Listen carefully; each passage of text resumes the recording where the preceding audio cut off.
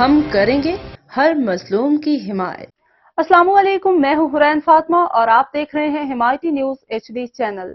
نظر ڈالتے ہیں آج کی اہم خبروں پر۔ سعودی عرب میں حج کی ادائیگی کے دوران حاجیوں کی اموات پر سعودی وزارت صحت کا بیان سامنے آ گیا۔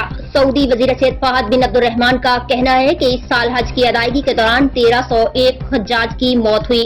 انہوں نے کہا کہ یہ اموات مناسب پناہ گاہ نہ ہونے اور آرام کیے بغیر براہ راست سورج تلے تیز دھوپ میں طویل فاصلے تک پیدل چلنے کی وجہ سے ہوئی۔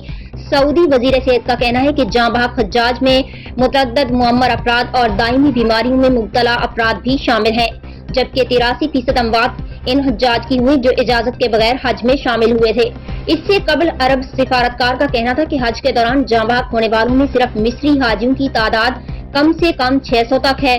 دوسری جانب پاکستان کی وزارت مذہبی امور نے حج کے دوران ہیٹ ویو سے 35 پاکستانیوں کے جاں بحق ہونے کی تصدیق کی تھی۔